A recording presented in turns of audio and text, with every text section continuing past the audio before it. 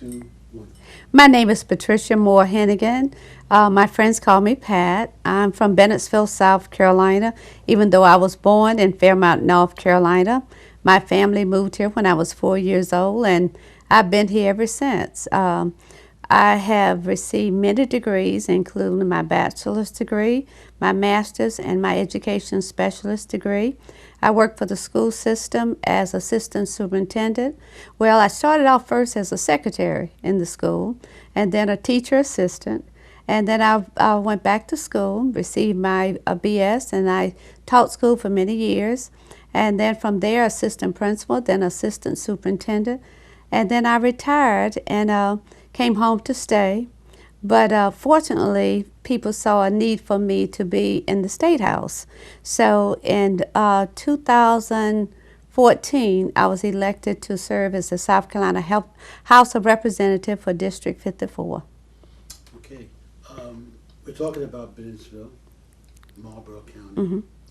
Hmm. Let's talk about that a little bit. Okay. And then we'll make the connection to Jonas Kennedy. Okay. Well, I made a conscious decision to live in Marlborough County. I had the opportunity to leave here several times and to go other places to work, but Bennettsville was my home. Bennettsville is a rural area, but it has the kindest people that you ever want to meet. When you can go downtown and know everyone and say, hello, how are you doing today? And take 4 or 5 minutes to talk to somebody, it makes you want to stay in that area. However, we do have some problems here, and jobs are one of the major issues that we have in this county. But it's not the only problem that we have. We have several, but we've been working on it for years and years and years. And like any other town, you're going to always have things that you need to work on. Um, but I can tell you there was one individual, and his name was Jonas Kennedy. And Jonas Kennedy was from Bennettsville also. Now, I didn't know him as well as many people did, but I always admired him. I always enjoyed just reading about him and the things that he would do.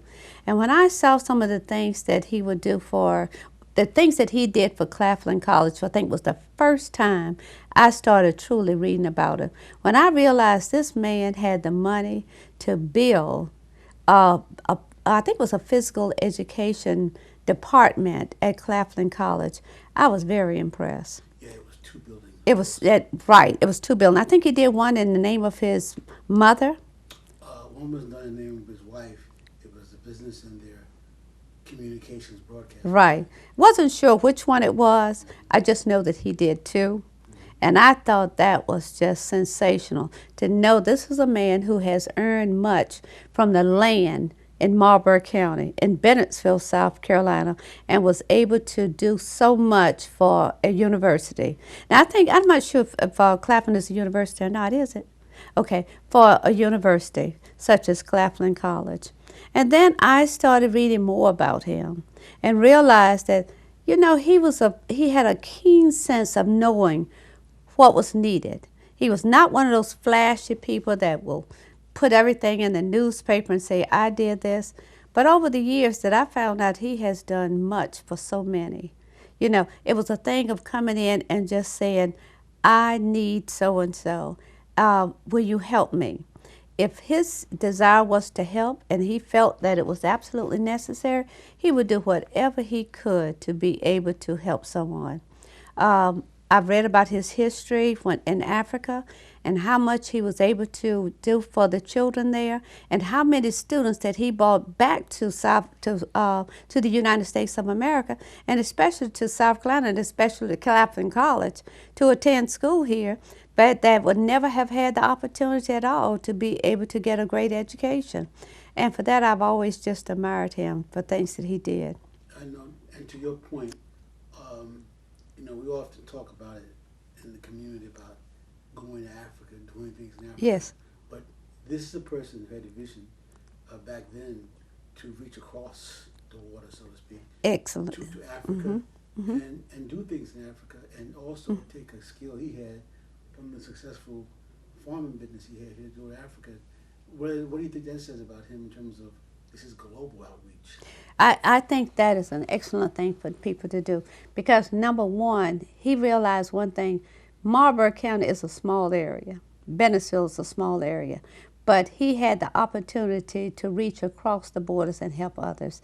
And I think that is one of the most phenomenal things that made him an excellent leader. He was a leader that realized that I can do more. I don't have to just stay in a set area to become a leader. I can just go across the world and make a difference. And I think that's what he and his wife both did. They made a conscious effort to help others. And I think that was something that he realized because of what I understand in his reading and realizing the need for being able to help other countries, that he said, I have the money and I can do it and I'm going to do it. And something else, too, that I've spoken to several individuals about. Mr. Kennedy, even when we interviewed him before he passed away, he didn't spend a lot of time dealing with being negative about racial relationships. He sort of said, like, look, everybody is who they are. And basically, I don't spend a lot of time on that because there's been a lot of people of my own color that have not done right by me. And on the other hand, there's a lot of people that have been very good business people. I think. And I've heard that those were some statements that he has made. Just say, I've heard Mr. Kennedy make some statements. Then you can go. Right. Three, two, one, go. I heard that Mr. Kennedy has made statements like that, and I agree with him. But as the person who decided also that it was a need for the NAACP in Marlborough County, because he also realized there were some black issues that needed to be addressed, and that the best way to do it is to become the president. He's the first president of the NAACP, and if I'm not mistaken, I think it was organized in 1947, and he was, and for either 11 or 13 years, he served in that position. So he did see a need to address the issues that were there, but he also realized one other thing: you have to deal with everybody in order to make the world go round. And in order to do that, he dealt with blacks, Indians, and whoever was necessary to get the job done.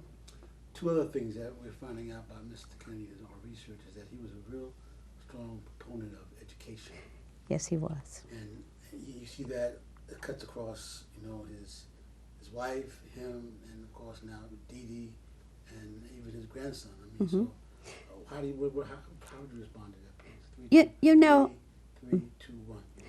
I sincerely believe that because that he believed in education so much. Start again. Okay. I believe that Mr. Kennedy believed in education. Okay, got it. Because I'll be off camera. So okay, and I keep forgetting I'm just not really talking to you. No okay. Problem. Okay.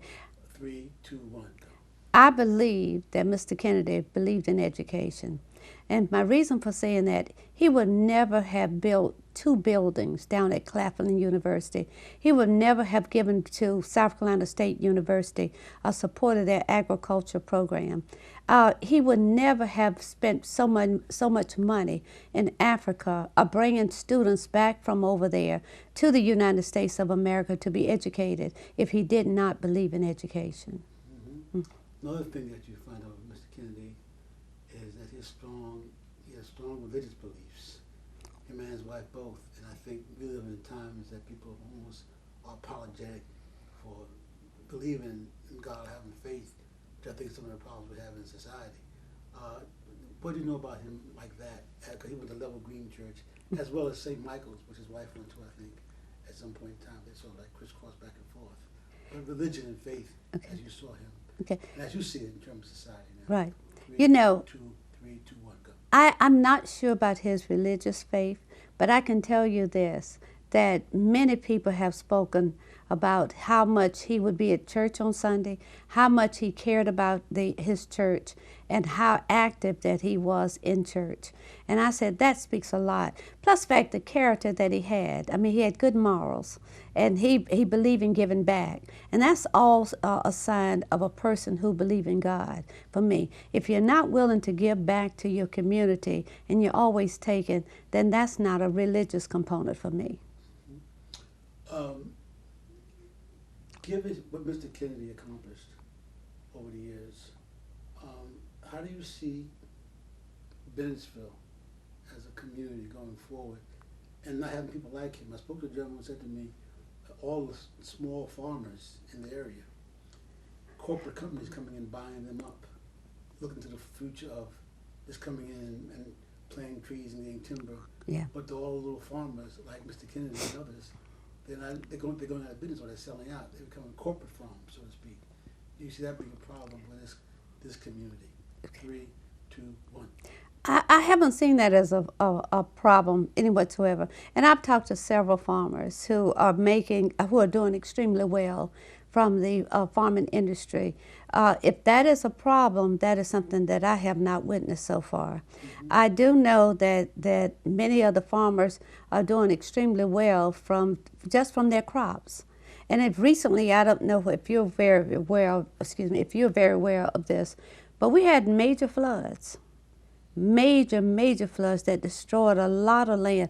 Now, it wasn't so bad in Marlboro County, but areas that I had the opportunity to go and visit, such as King Street and Georgetown, I mean, those farmers' places were totally destroyed. And they may be several years before they be able to use their land, except by the help of the South Carolina House of Representatives, when we put millions of dollars in there to be able to help farmers to get there. And they can't use it for their equipment, but they can use it toward anything that is necessary to get their crops growing again.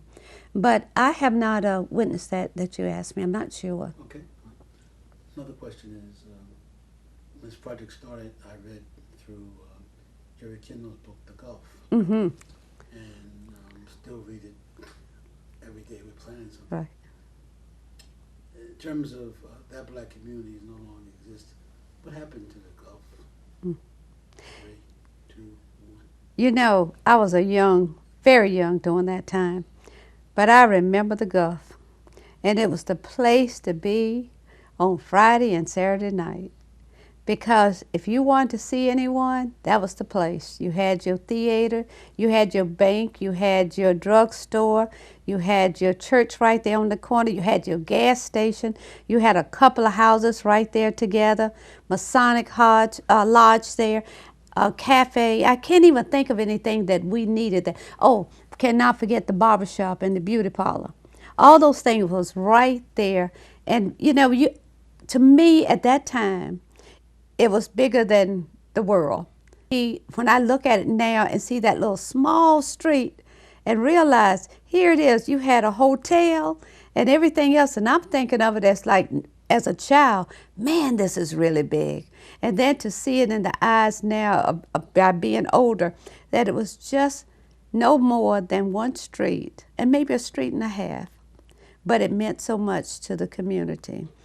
I don't see that coming back. I hate that, but I don't see it taking place again. However, I do see people working together to be able to help each other, because those are things that we are doing now. I am the chairperson of the Marlboro County Coordinating Council, and we have about 37 individuals of different industries and different agencies coming together. And we meet the second Friday of every month. And we sit down and talk about the needs, what each one of those agencies, what are your needs? How can we help each other? I can only see it coming together like that, but I don't see it ever being the point where we will be so divided that we will have to have just one street to survive on. What message would you want to send to our young people, especially when you look at, we're talking about Jonas Kennedy, who accomplished so much, was committed to community education, philanthropy, and he always was concerned about young people. We would talk about He sure was. What they're going to be doing in the future.